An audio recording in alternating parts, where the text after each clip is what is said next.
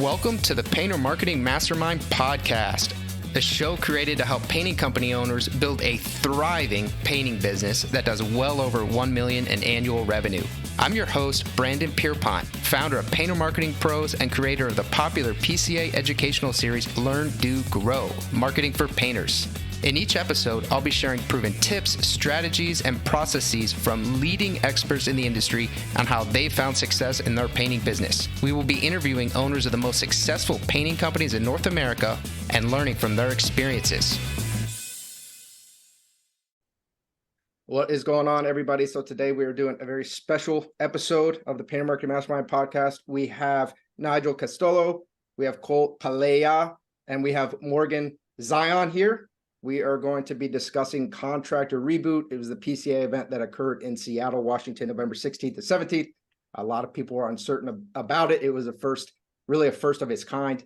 It was absolutely exceptional. I was there. So we're going to touch base on that today, deep dive into what it was, the experience, because it's going to become an annual event. What's going on, guys?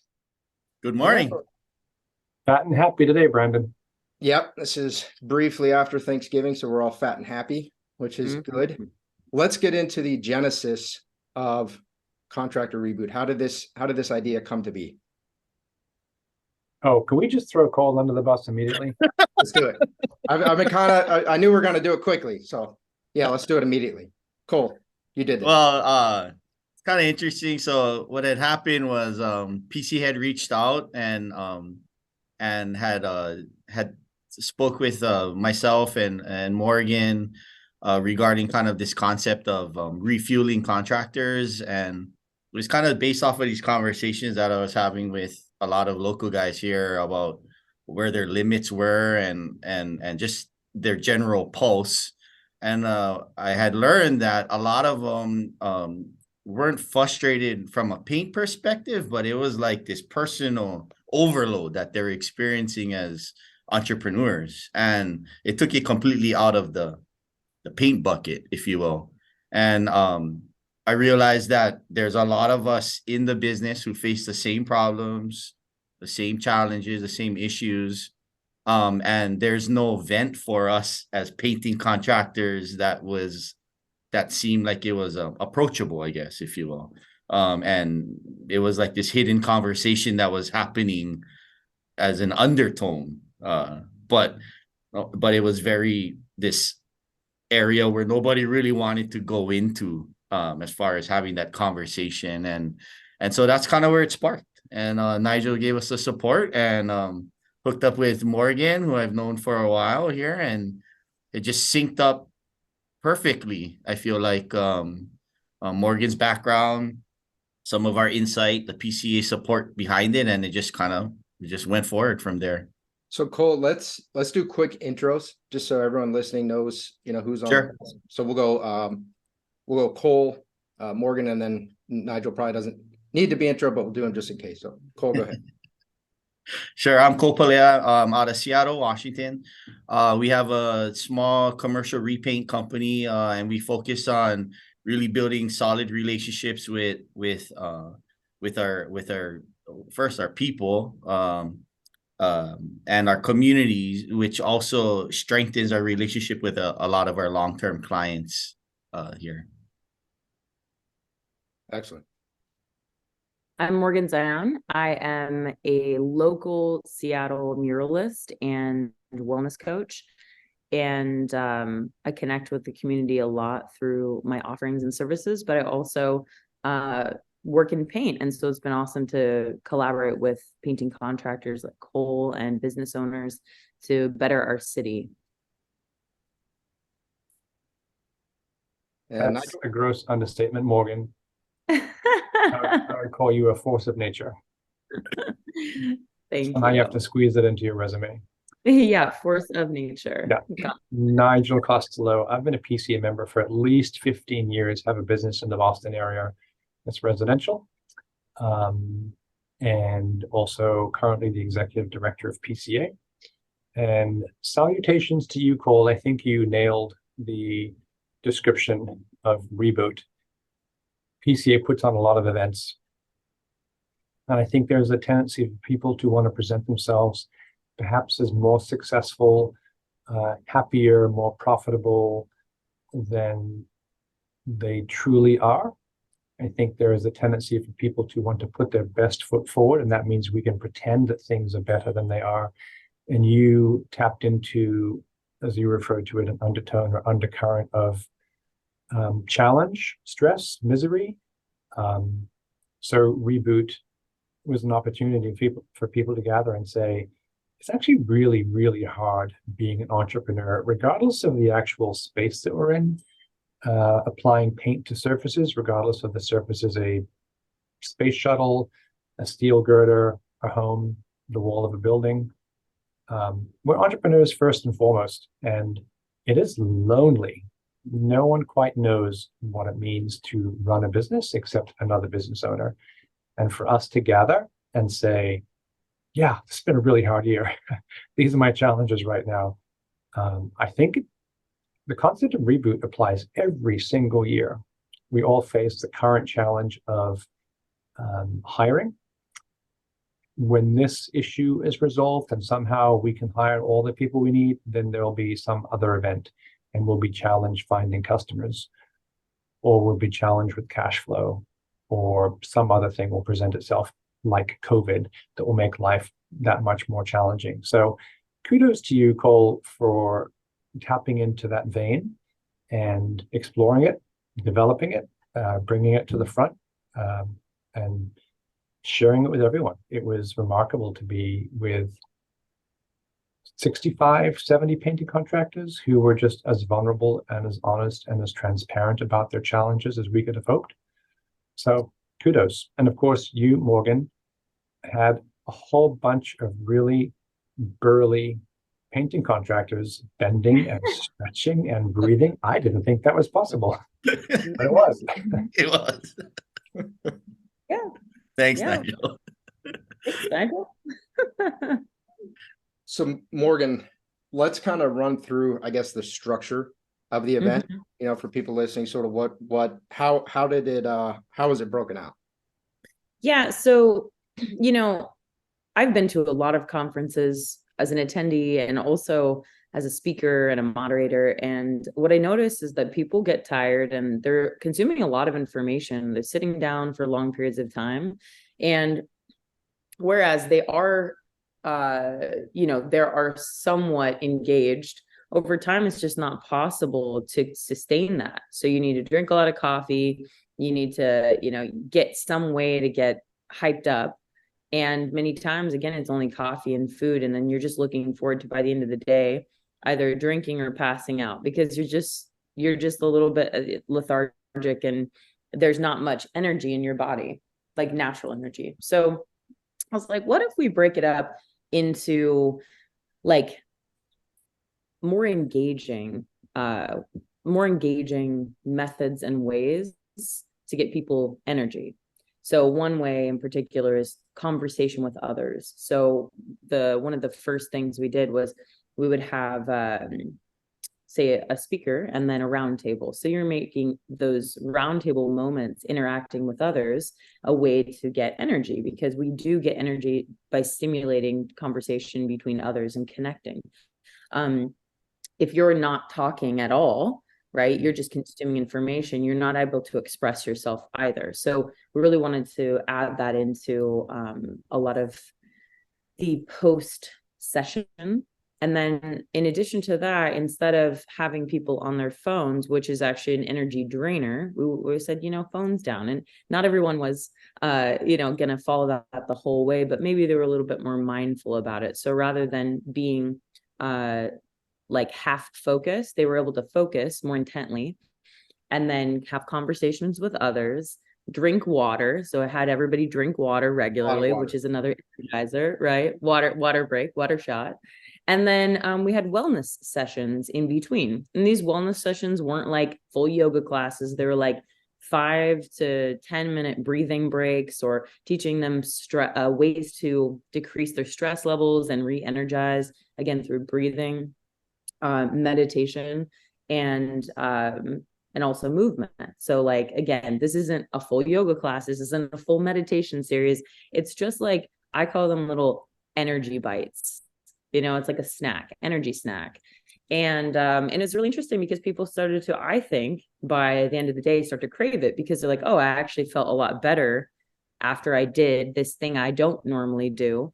And it wasn't that hard. Like, you know what I mean? I didn't even have to, all I had to do was stand up and suddenly I have more energy than when I was sitting down. So that's the long description of kind of how this format was, but we rinsed and repeated that same thing. And by the end of the day, I did notice a difference in what I normally see by the end of conferences is that people are just like I said, ready to roll into bed, and they need a nap. They need to just like get away from people. But instead, the energy was higher. People wanted to keep connecting and hang out and have conversations. And so I was really inspired that everybody was on board for the most part, Yeah.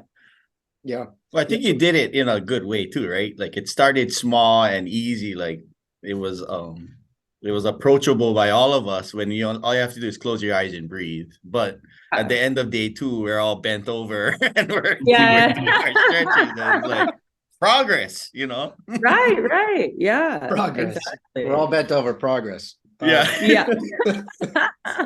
Quote of the podcast right there. So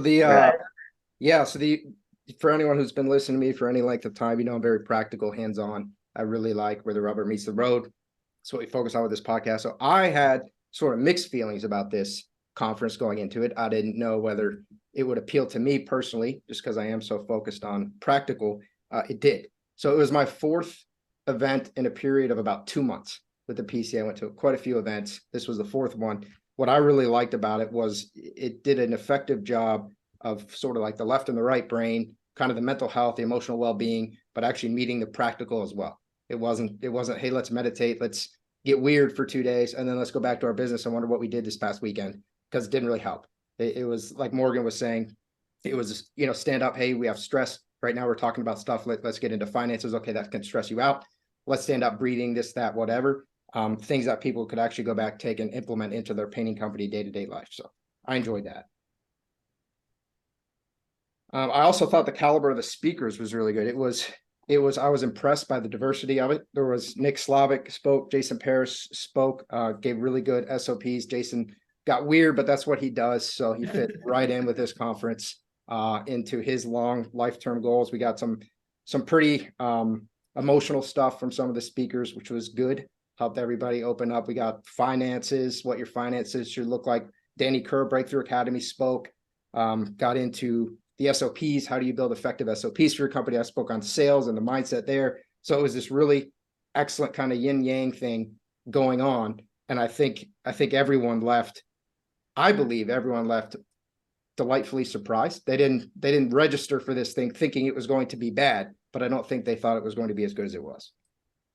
I'd agree. Like I saw a lot of the speakers too get vulnerable on stage. Even some people make comments like, this wasn't the presentation I thought I was gonna give, and changed it up, and like that was kind of the sense of the room. I think like we're all there to be vulnerable, and everybody just opened it up from speaker to everyone engaged. And I think like it was a safe space, Morgan. I think that had a lot to do with you creating that vibe and that space we could all come out a little, so Well, I want to throw that right back at you, Cole, because your introduction was on point, and I think that it was approachable, it was very vulnerable, and you went into, I think, a lot of what many of these business owners from the industry were facing or have gone through.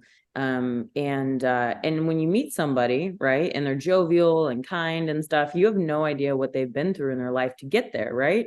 And Right. so I think that it actually opened up the bigger conversation of like, wow, maybe we have all been through a lot, and when we're going through a lot and we share it with others, maybe it actually alleviates some of that stress and that feeling of loneliness.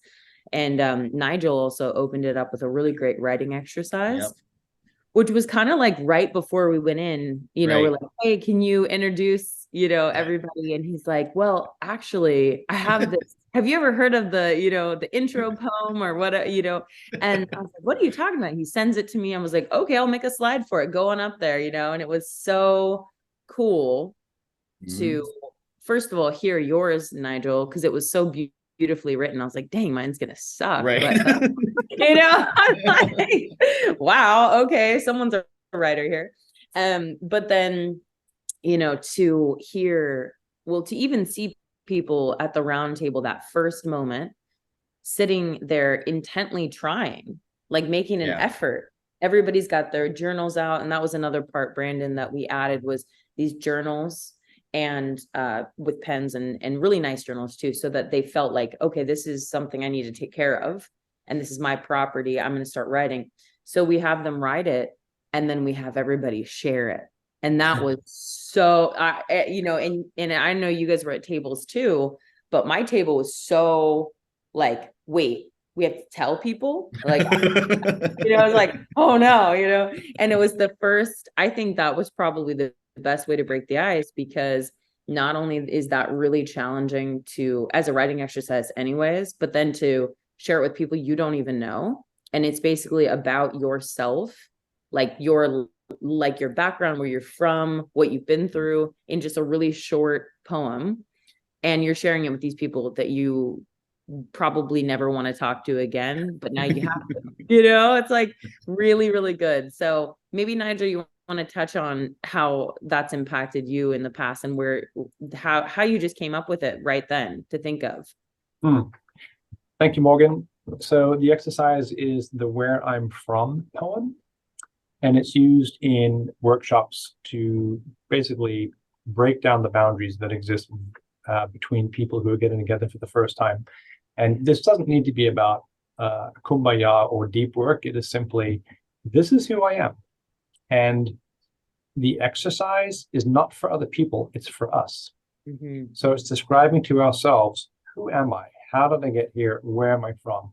So the reference point is who your parents were, perhaps your grandparents, a favorite aunt, the landscape where you were born. Were you born in a farmhouse? Were you born in a city? In wine, they talk about terroir, right, which is the soil in which the grape is grown, and that informs the flavor of the grape. And they talk about rain and sunshine and this and that. We are grapes, and how can we describe ourselves to someone else? It doesn't need to be poetic. It certainly doesn't have to rhyme. In fact, it shouldn't rhyme. But it is simply our own ability to say, oh, so this is me. This is where I'm from. These were who my parents were. This is the stuff that makes me happy. This is the stuff that makes me sad. Cole, you started talking about a serious injury you experienced as a young man.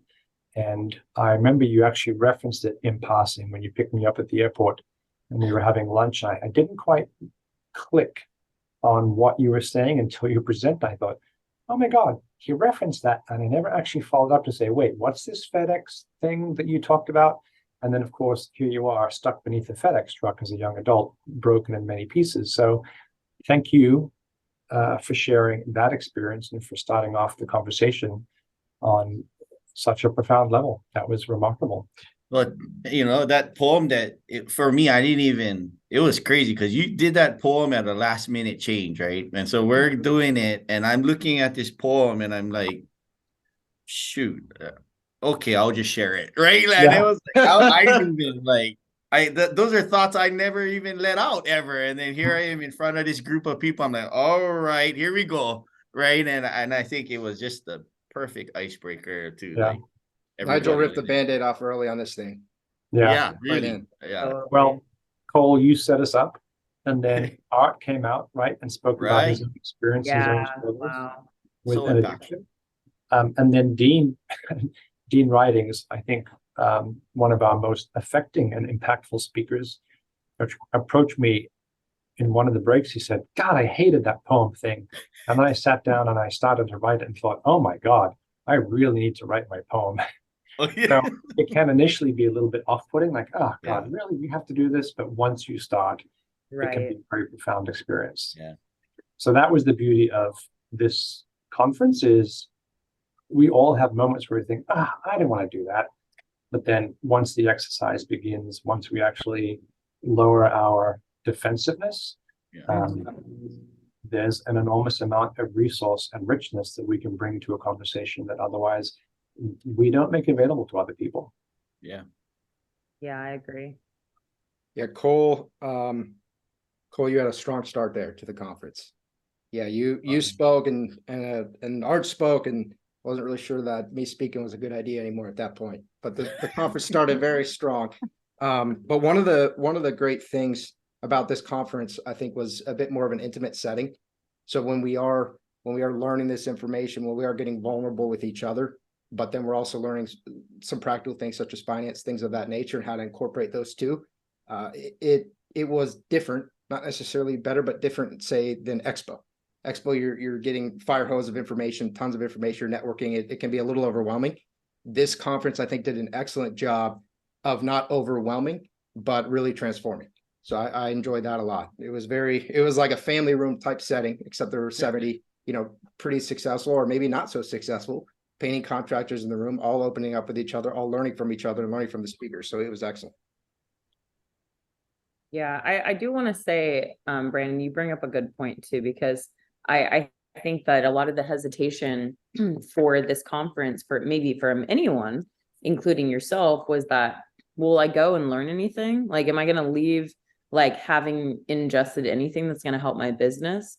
And I think that the speaker caliber was so high and so full of information, but also it treaded the line of transparency and authenticity and that like vulnerable side that allowed people to be like, wow, not only have these people gone through really hard times, but they're also going to tell me how they got through it and now how they're thriving. So I think that right there, those 3 steps are how Reboot was so different, right? Because then, like you said, like even when you went up there, Brandon, and you shared, this story I don't get about vulnerable, Morgan. Keep going. Yeah, but the story that you told, Brandon, was so great. It was like about the business idea that you had, and like, you go into this dealership trying to get Escalades, I think, right?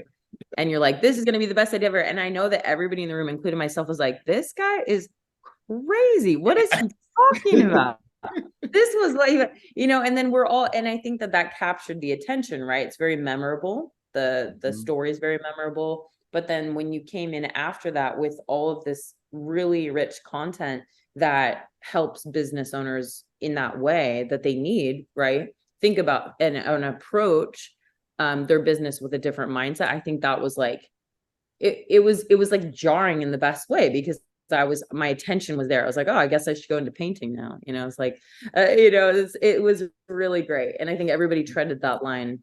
Yeah. I don't know if you planned on it, but every time you said we're friends, like we're all friends. Like that was like vulnerable moments that all Totally. like, yeah, we are all friends. That just became a touchdown for me. I did not plan on it, but I think it fit the conference well. Yeah, it did. It's perfect. It's true. I didn't expect like 10 things to go wrong with the projector for me. We're all friends here, so it didn't matter. Yeah, right? we're all friends. Yeah. I was just hanging out. But yeah, I think Morgan, your point about, some of these more established people or painting company owners talking about the hardships they've endured. Like, I don't think anyone in the room, Dean Ridings runs a hugely successful company. He's very big in the PCA. I don't think anyone knew exactly what he had gone through. I know I walked away kind of shocked by that story of the hardships that he endured. And it's important. It's important for people to know, because a lot of people are still there. And a lot of the more successful people are there too. And you don't even know what they're dealing with. You think their life is perfect. Oh, they have all the money in the world, no problems at all. And then they get up there and they start expressing what's happening. You realize, hey, we're all in this thing together. It's not easy for anybody. Right. Yeah, we're all gonna keep encountering it too. Like that's the empowering part of it, right? It's like, well, it's not just this one time thing. It's like, get ready for the next one, and once, I think, as a up and coming business owner, entrepreneur, getting into it, and them just knowing that that's part of life, like your graph you showed of the entrepreneurial journey, the up down, but it's going up, that's huge. That's hugely impactful. Like a lot of people had comments on that one graph, like, okay, yeah, that's life, Get out of my head. Yeah, so that's good. That's great. For those of us who are listening, Brandon's graph is really what you see when you have that needle tracking an earthquake, right? The up and the down as the needle jumps, as the earthquake increases and decreases in intensity. And that was a great allegory, if you will, for what it is to be an entrepreneur. The ups and the downs are relentless, and they can be in the same hour or the same 5-minute window. Right? Yeah. Happy customer, bad customer. Your best person just quits on you. Like, there are so many things that interfere with our equilibrium minute by minute, hour by hour throughout the day. It's astonishing. Yeah. Yeah, we can live in somewhat in a state of extremes, because what we are doing is a little bit riskier, or, you know, the risk is higher, rewards higher typically than going a more traditional route. But I think that makes it an event like Contractor Reboot, where you really learn to gain control of your mind, gain control of your breathing, gain control of your emotions, makes it so critical, because I think for entrepreneurs, I think that's one of the number one skill sets you need to develop as a leader, as you grow a company, is you need to be steady, regardless of what may happen or may be happening, or the fears that you may have. You have to be steady, because that's how you win over the long term. And it's how you stay healthy. Although curiously antithetical to the nature of steadiness is sucking down caffeine like it's mother's milk, which is what most people do, right? Get stressed. This is decaf. That's I feel like you're calling me out. Yeah, the coffee thing got a little weird. Morgan kept saying you need water, you don't need caffeine, and then I'd be walking over to the coffee, and it's just like a half shame thing. But I kept drinking coffee. All right, it's a water break. Here, Brandon.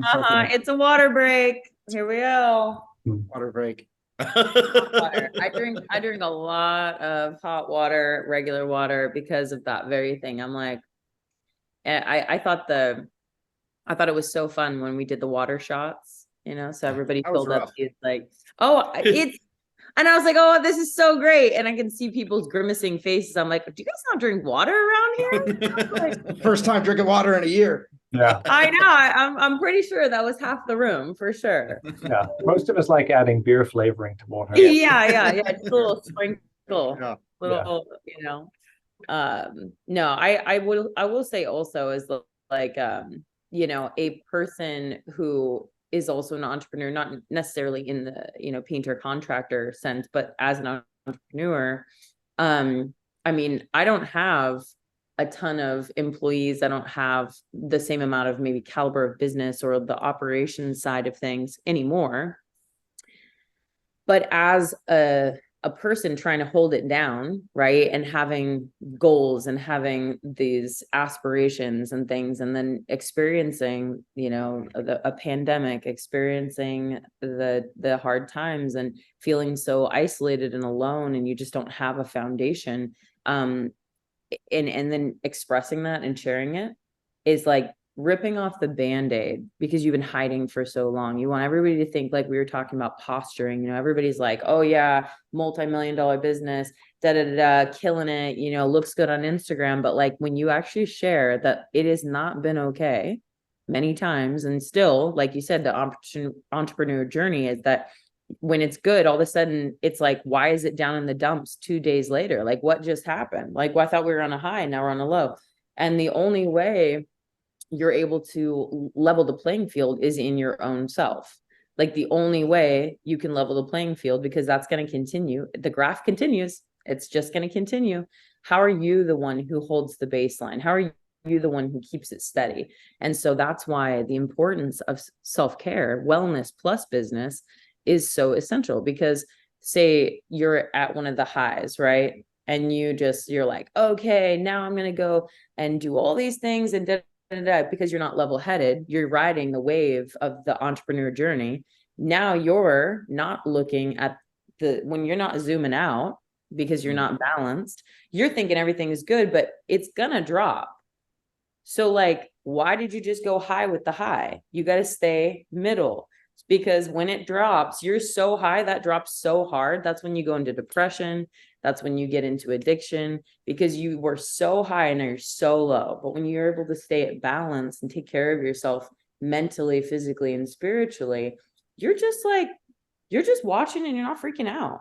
And you can actually make better logical decisions as an entrepreneur and a business owner for yourself, for your business, for your employees, and for your family. Because we also talked about, you go home as a business owner and all of those lows are going to hit you when you get home, because you had to hold it high for everybody for the whole day, right? And you get home and you're just taking it on your family and you don't even know it.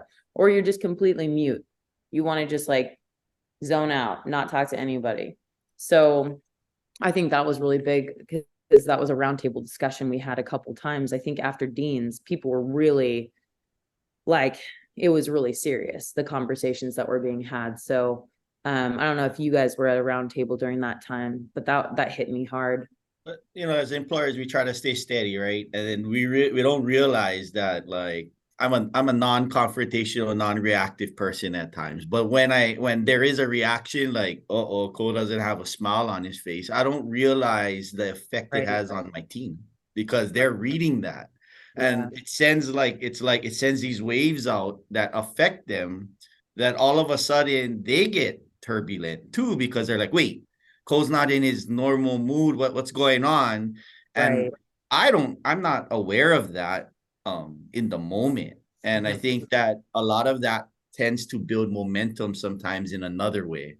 It's like this offshoot that I didn't intend for my crew to get turbulent just by the fact that I came in with a sterner face, and I think being aware of that before, maybe collecting myself before I go to a job site, if I just got this bad call from a client or whatever it may be, and then I got to go and meet with my crew on a different job site that has nothing to do with that call, I have to collect myself before I go in there to understand that, like, hey, wait, don't take the problem from here and then take it there when really it's your fault that you made that happen because you couldn't stay stable in the spot, and I think that for me is a big takeaway that, everything I do affects many others, and I need to be able to know how to harness that power a bit, because it is a power, good or bad, right? Like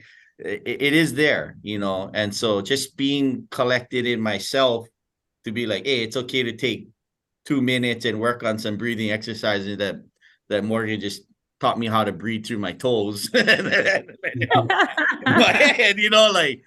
it helps a lot, and it's just a few minutes of solitude of being by myself in my own space, and that was super helpful. Love that extreme accountability, man. Like you could go to this other meeting and you could be upset or flustered or whatnot because you had an angry customer or some unreasonable situation, but that would be your fault. So you as the leader, you as the owner, it's on you to make sure those things don't cross over and that you remain, stoic, calm. And I think one of the huge things that I drew from this conference, which was really big, was take care of yourself so you can take care of your business. I think so often we choose one or the other. It's like work-life balance. What does that mean? That means that you're not supposed to work as much. That's what it means. Work-life balance. So you should work less and you should have a better life. But what I walked away from that conference was thinking that one doesn't have to suffer because of the other, both ways. And that if one suffers, the other's also going to suffer. So take care of yourself, but also take care of your work. Recognize that your family is depending on you. It does matter. It's not irrelevant. You don't have to feel guilty because you have to work or you have to grind at this point in your business journey. That's okay. But take care of yourself both ways, and doing the stuff, Morgan, that you walk through, understanding the mental exercises, carving out quality time, even if it can't be as much quantitatively as you want at that point. Say if you have kids, or this is something I've had to deal with, where you couldn't maybe devote as much time as you wanted, but you make sure that you carve it out and you're there mentally because you have control of yourself and you can leave things where they belong. That's huge. And it's super transformative, and your life gets better, but your business also gets better. And that's what I think a lot of people don't fully understand. Yeah, someone brought up the example of coloring with their daughter and not being like just going Their through minds in the business. and just not present there. And then who's been there, right? With kids, man, I just color. like, that just hit me hard right there, because I can't think of how many times I've done that myself, where I'm like, business, what's the job? Are we ready for tomorrow? And I'm coloring, and Daddy, what? Oh yeah, okay, and oh, you're just the worst dad. I knew it. I knew you were a bad dad.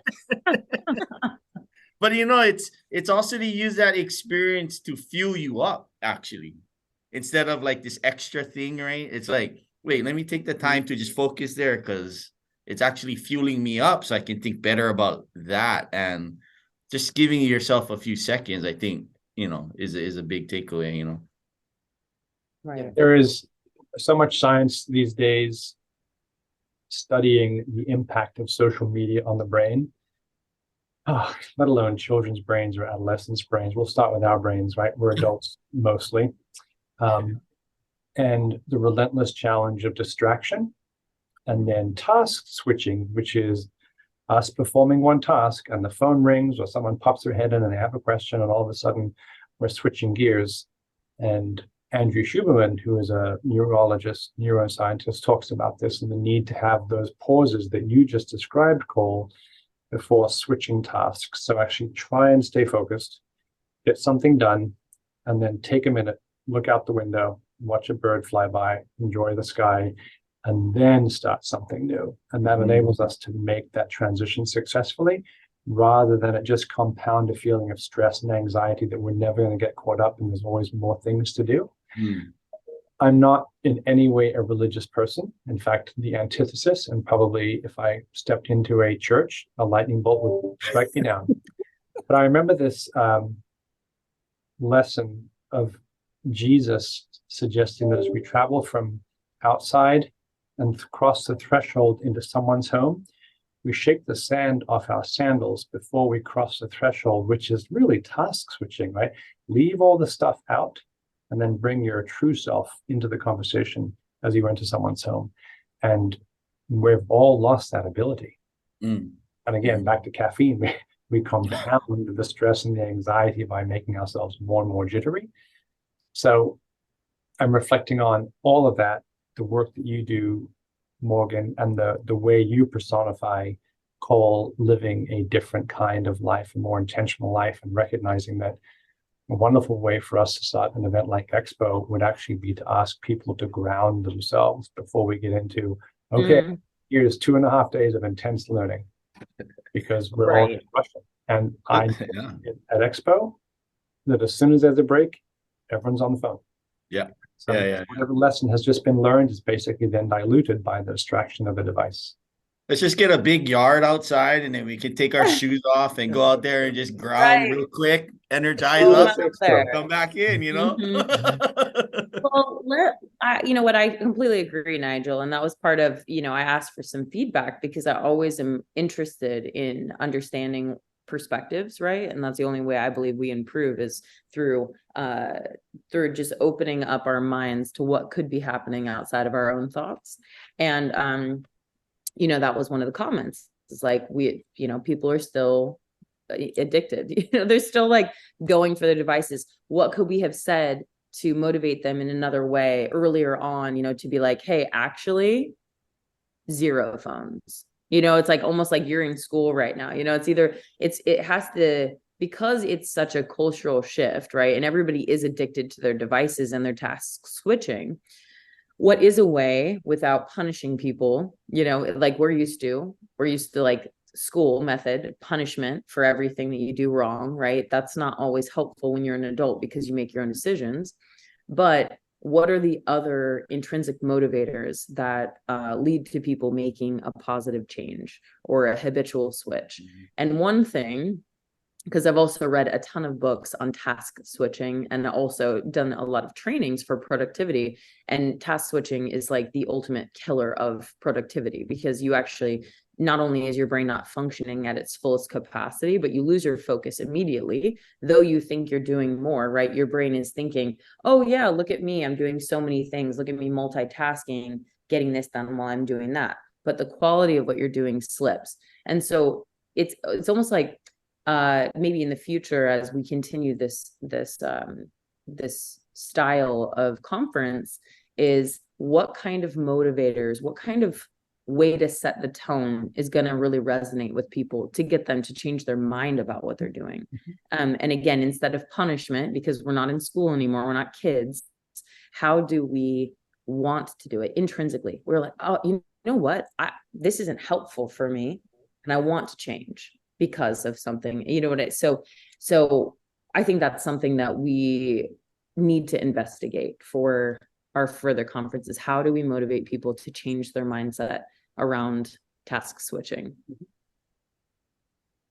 There's a book right there, Morgan. If you can find I'm ready. I'm going to task switch right now and write it down. Have you ever studied or read about writers who will refuse to leave their writing desk until they've Yeah. got 1,000 words, 5,000 words written? Mhm. And some writers have a rule: they never go back and read what they've written because they don't want to cross out what doesn't feel right, because they Wow. just want to maintain forward momentum. Writing a book must be just the world's most miserable experience for Sounds terrible. most people. Yeah. It sounds terrible. Sounds awful. Yeah. But boy, talk about discipline. Yeah. Yeah. Wow. Yeah. That's amazing. Seriously amazing. I would say that, you know, out of all the research I've done, when it comes to people's understanding of the brain, and when they see it, when they see the visual of what happens to their brain when they do something, like I think about Dare. Do you remember Dare? It would be like, "This is your brain on drugs." Mhm. And you would see your brain and be like, "Oh my gosh, that's my brain on drugs. I'm never going to do drugs." And then you get, and then it's like, why do we change our minds so quickly when someone's like, "You're only cool if you do drugs"?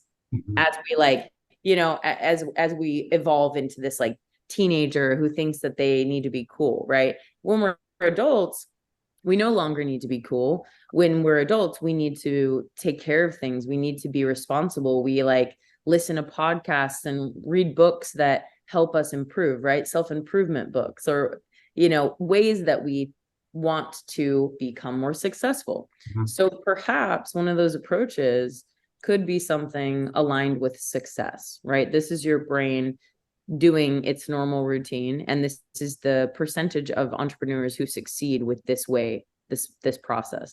And Mhm. this is the way, like the writer's way, you know, we could call it that, the writer's way or the entrepreneur's way of success. And this is what their brain looks like at its fullest capacity, and this is what their profit looks like, and this is what their business looks like at that full with a different way of doing things, right? So that could help. Yeah. Yeah. So this idea of task switching, Morgan, I think is part of why people absorb the information so much better. The idea that we stood Yeah. up and stretched and drank water and kind of meditated. And it wasn't this long thing. I know when I think of meditation, it's like, man, I don't want to go outside, sit under a tree and sit there for an hour. But you taught us how we could do it in 30 seconds. You know, you take 30 seconds and all of a sudden, you know, see the power of the reset, see how much better the information just absorbed and how much we're able to take away. Whereas previously, like Nigel said, we just get on the phone and we kind of forget it right away. So I think there was a lot of power in that. I want to ask you guys, so for people who are listening to this, maybe they didn't know about the conference, or maybe they did, they were uncertain of it, because it is going to be an annual event. Who, and don't just say anyone, because that's not a real answer. Who should go to this? Who should strongly consider signing up for next year? Well, a lot of people who I spoke to pre reboot, it tended to be like,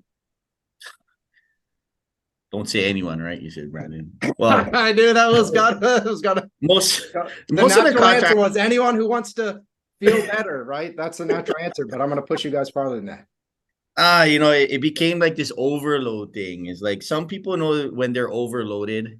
Some people feel it. Like, I'm stressed. And I think that a lot of the contractors I spoke to, at least the more vulnerable ones, tended to be the newer ones, like the entry level contractors, right? And I would encourage them to come, even though it may seem like this significant investment, which it is. It is an investment, and that's what business is, and that's part of. It's not just putting paint on the wall, right? And this is a great way, I think, to help build foundational skills that will help them sustain more years in the business, instead of get to this point of, all right, paint, and then they hit that stress point and then it crumbles. And There's the graph, right? And the highs and the lows. The highs and the lows, man. And I think that if we tool ourselves up as from the start and provide us with that foundation, I think that is really appealing for a newer entrepreneur contractor to come in, to have that baseline. But I'd also encourage like the $20 million contractors who feel the same stress, that it's okay. Like you don't need to be the big giant and fill these big shoes, because those of us who are newer to the business, it empowers us to be like, wait, you're that big and you have that much stress and it's a state. Wait, that's relatable. And I think that support just mentally to know that, oh, these $20 million companies are having the same problems as this $100,000 company. I think it makes the business much more approachable and the community a lot more like communal, actually, like supportive of each other. So I would say like a lot of those early entrepreneur contractors just busted into the market, highly encourage them to build that foundation. And some of those veterans who don't think like this will help them, I think maybe this might help you determine and lay out the next seasons, as Dean will say, the next seasons of their career. Like the ones who are asking, what am I doing this for? Like, wait, what did I do all this for? I mean, I can't, and those contractors who have that question, I think would be very beneficial to this. And if you're running a really, $20 million company, really big and successful company, and you want to help others, maybe there's an opportunity to speak and share your journey because you've gone through a lot of this stuff as well along the way. Yeah. Morgan, Nigel, what do you guys got? Nigel, you can go first. Socrates said, a life unexamined is not worth living. Reboot invites us to pause and reflect. We don't need to be living in crisis or experiencing misery or pain. Reboots are just an invitation to hang out with people and reflect on, okay, so this is where I am. This is what's working. This doesn't work so well. The reason we brought in such a varied array of speakers, Reboot's designed to both re-educate, re-inform, and reinvigorate. So we learned from Nick, we learned from Jason, we learned from Dean, we learned from you, Brandon, and Reboot was not simply navel-gazing. It was a chance to look at what works, what doesn't work, and then hear from people who are doing things perhaps a little bit differently, and people who are specialized in different aspects of the industry. There's so much to learn. The day we stop learning is the day we become irrelevant to everyone, to the world. So Reboot is not for anyone. Reboot is for everyone. You're always getting better. You're always getting better. You're getting worse. There's no such thing as static in this world. Right. I mean, to echo with, what Cole and Nigel have said, I believe that it's definitely for entrepreneurs. And I think anyone who is an entrepreneur and looking to gain insights and also connections should come, because it's because so many people from not just the Pacific Northwest were here. It was actually it was more of a cross-nation conference, so people from every region could come and connect. So again, it's not just about, just my business and only my business. I'm going to focus on this information and take it and leave. You take connections with you as well. So if you're looking to broaden, say your field or your understanding of the business and also get connections, you got to come. Yeah. So my question was a bit of a trick question, because I actually do think every entrepreneur could benefit from it. I just wanted you guys to dive into some specific avatars, when we were talking about this. What a trickster. The trickster. So do you guys have anything you want to add before we wrap this up? Really appreciate your time sharing your experiences and talk about the conference here. Sure. I just thanks PCA for all the support to kind of, trust us a little and to kind of go, even though we didn't know what the path might look like, or the marketing guy doesn't know what the hell we're marketing, right? Like that took a lot of trust, I think, for you guys to kind of back this idea and push through. So, so thank you, Nigel. Thank you to the PCA team and the board for supporting this. What I did learn is that I think the approach to this conference was not just a paint thing. It was a construction industry curveball, right? Like this concept, you could take the word paint out of it, and it's really this industry changing kind of approach to the business of it. that I think sets off a good, I guess, start to see the potential and the impact that something like this can have on a lot of construction professionals, So yeah, thanks Nigel and PCA for all of the support, and Morgan, of course. My homie.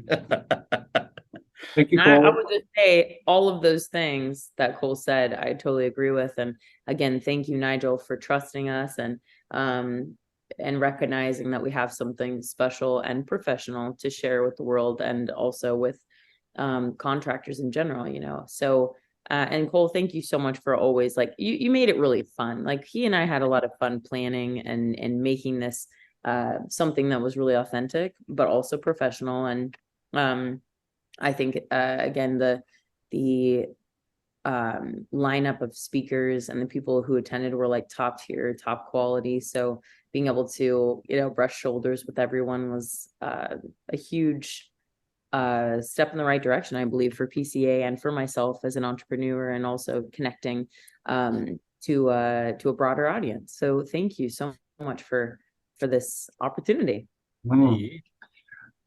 My final words, there's a bumper sticker from my youth: if the people lead, eventually the leaders will follow. And I referenced at Reboot, PCA is built by members. It is not a top-down organization. It receives wisdom from its membership and then applies that wisdom across the association and shares it with the entire industry. So thank you, Cole. Thank you, Morgan. Your initiative, your leadership was risky as well. We're happy to have embraced it and happy with the results. And here's to next year. Thank you, Brandon. Yeah. Contractor Reboot 2024. We will see everyone there. Yes, sir. Right on. Thank you, guys.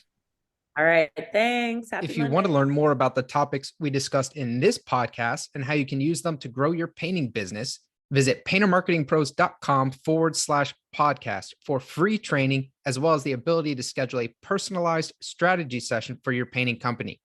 Again, that URL is paintermarketingpros.com/podcast. Hey there, painting company owners. If you enjoyed today's episode, make sure you go ahead and hit that subscribe button. Give us your feedback. Let us know how we did.